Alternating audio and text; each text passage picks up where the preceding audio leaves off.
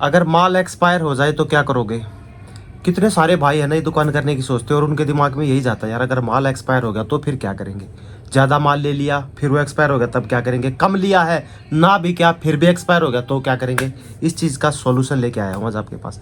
ठीक है, पूरी वीडियो देखना, कुछ पॉइंट बनाए हैं मैंने जो अपने एक्सपीरियंस के हिसाब से बता रहा हूँ कि अगर माल एक्सपायर हो जाए तो आपको ये करना। पहले तो बताऊँगा एक्सपायर होने ही नहीं देना, दूसरा बताऊँगा अगर हो जाए तो आपको करना क्या है। ठीक है, तो नमस्कार दोस्तों, मैं आपका होस्ट रवि रविंदर, मेरे यूट्यूब चैनल रवि किराना बिजनेस में आप लोगों का स्वागत करता हूं।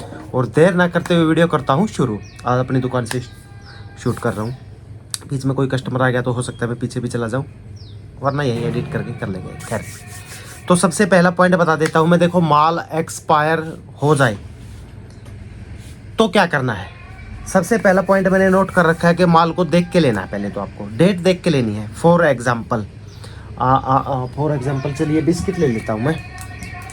अभी ये बिस्किट है, इस पे हर कुछ भी आइटम है उस पे ना सभी आइटम पे डेट होती है। आपको उसकी डेट देख के लेनी है। डेट कैसे देख के लेनी है? मान लीजिए आपको नई दुकान करनी है, अब आप डिस्ट्रीब्यूटर या होलसेलर के पास जाओगे तो वहाँ पे आपको देखना है कि माल किस डेट का है। कई बार हम क्या करते हैं, कई बार क्या 99% श्योर हूँ कोई नहीं देखता डेट। उस टाइम पे आपको डेट देखनी है, क्योंकि डिस्ट्रीब्यूटर या होलसेलर होता क्या है, अपना पुराना माल फेंकने के चक्कर में लगे रहते हैं कि यार माल निकल रहा है निकाल दे इसको। लेकिन आपको उस टाइम पे डेट देखनी है उस चीज़ की। बिस्किट है, कम से कम 6 महीने से 9 महीने तक इसकी डेट रहती है।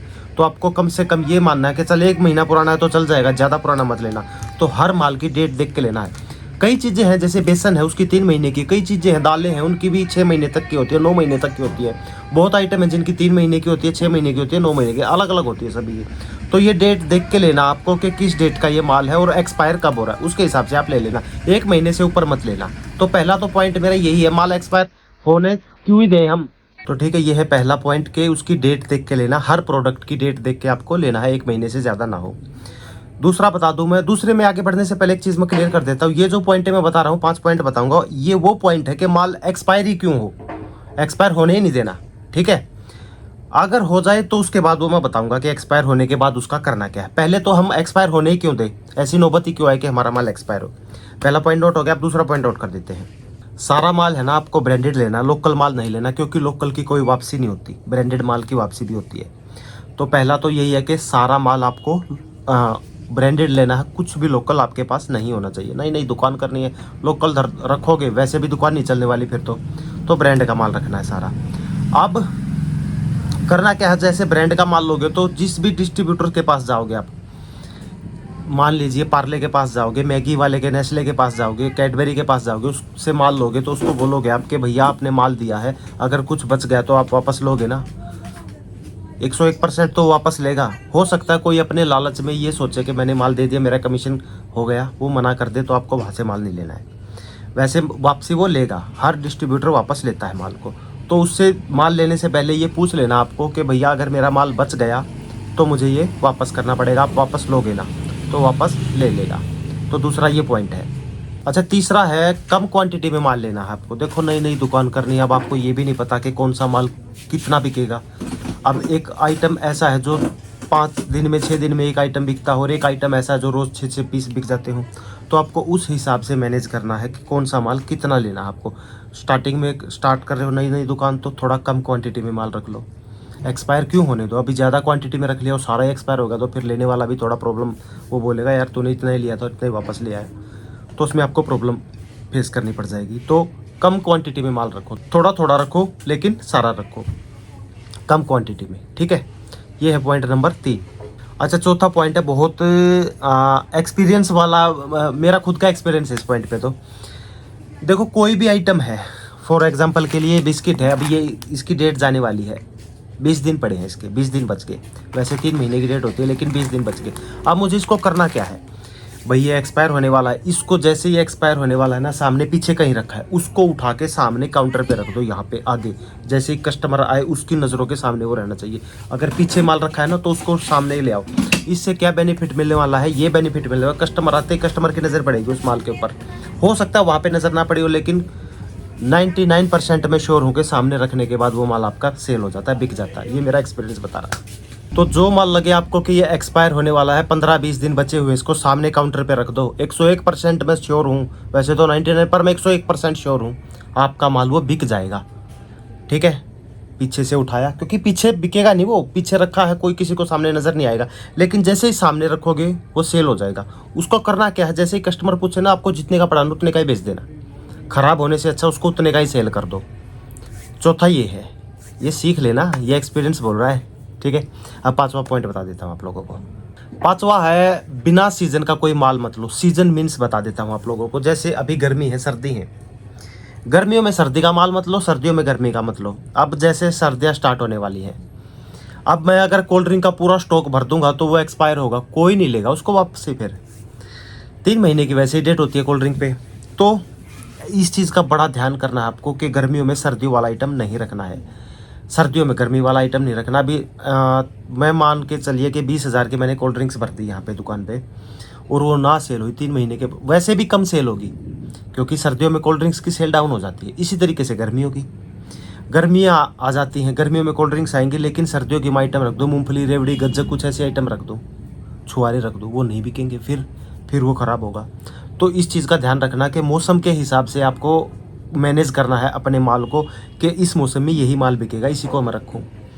जो आने वाला मौसम है ना, उसके हिसाब से आपको कैलकुलेट करना अपने सामान को, क्योंकि देखो 3 महीने की डेट है, चलो मैं आज ले आता हूँ, आज गर्मी है, लेकिन 1 महीने के बाद सर्दी शुरू हो जाएगी, वो माल 3 महीने के बाद एक्सपायर होगा, फिर वो कोई लेगा नहीं उसको।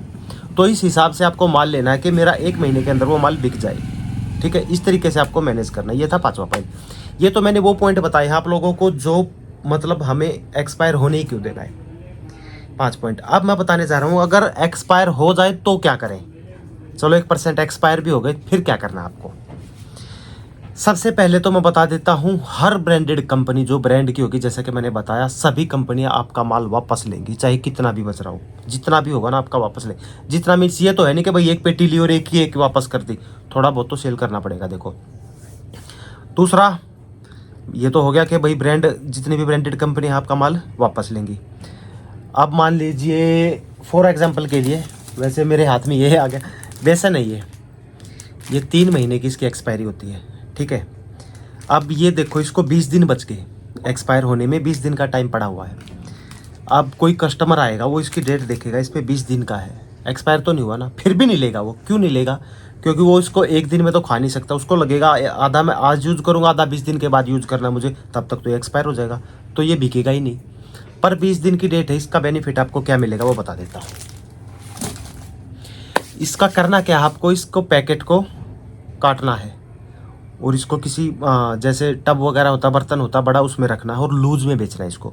एक पैकेट तो होगा नहीं, जितने भी हैं सभी को काट के पैकेट को डस्टबिन में डालो, इसके अंदर से बेसन निकालो, लूज में बेचो। इसी तरीके से और आइटम है, दालें हैं, जो भी कुछ पैकिंग का आइटम है उनको काट के लूज में बेचो, लूज में वो बिक जाएंगे। और मैं बताऊँ, ये जैसे 20 दिन का टाइम हो गया, मान लीजिए कोई माल 3 महीने में एक्सपायर होगा ना यार, 3 महीने के बाद 20 दिन के बाद भी कहता हूँ मैं, 3 महीने 20 दिन तक भी कुछ नहीं होता उसको, तो आप उस माल को लूज में करके बेच सकते हो, आपका नुकसान नहीं होगा। इस तरीके से आप उसको बेच सकते हो। दूसरा एक और बता देता हूँ,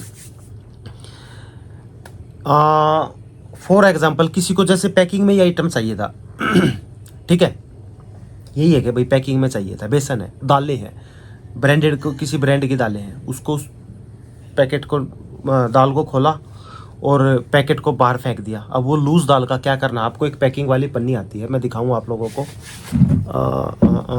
जैसे यही लगा लीजिए, ये ट्रांसपेरेंट पन्नी है, इस तरीके की पन्नी लो, उसमें दाल डालो, बेसन डालो, जो भी कुछ आइटम है आपका जो ख़राब हुआ है वो उसमें डालो और पैकिंग कर दो। आप मेरी एक वीडियो है, आई बटन में मैं उसका लिंक दे देता हूँ, उसमें देखना आप लोगों कैसे मैं उस मशीन से ना दालें सारी चीज़ें पैक करता हूँ, वो वीडियो देखना, आपको पता चल जाएगा। लूज आइटम जो है वो इसको पैक कर लो, दोबारा नई पैकिंग होगी, इस पर कुछ नहीं होगा, ट्रांसपेरेंट पन्नी होगी। ये मुश्किल से मेरे ख्याल से 150 से 160 रुपये का 1 kg का बंडल आता है, इसमें बहुत फ़ायदा होने वाला आपको। छोटी पैकिंग भी रखनी है आपको, उसकी जो पैकिंग होती है ना छोटी, मतलब इलायची होती है, जैसे कोई इलायची पैक करने वाली, उससे थोड़ी बड़ी 1 kg तक की रखनी है, मोस्टली सबसे ज़्यादा आधा kg और थोड़ा सा कम 1 kg, छोटी बिल्कुल थोड़ा कम रखना है। तो यही थी कि मेन पॉइंट से भाई, अगर माल एक्सपायर हो जाए तो हमें उसको कैसे बचाना है, और अगर हो गया तो फिर उसको कैसे सेल करना है, इस तरीके से सेल करना है। ये वो सेल करना है, ये वो आइटम है जो अगर एक्सपायर हो गए तो वापसी नहीं आएंगे। ये मैं जो काट के बोल रहा हूँ उनके नाम बता रहा हूँ मैं ये, क्योंकि कई आइटम ऐसे हैं कि ब्रांडेड होने के बावजूद भी वापसी नहीं होगी। जैसे यही राजधानी का बेसन बताया मैंने, इस तरीके की कई आइटम है जो वापसी भी नहीं होती। तो उनका यही सॉल्यूशन है, 20 दिन पहले, टाइम आने से जैसे एक्सपायर होगा 20 दिन पहले उसको काट के लूज में बेच दो या नई पैकिंग करके उसको बेच दो, तभी आपका नुकसान होने से बच सकता है।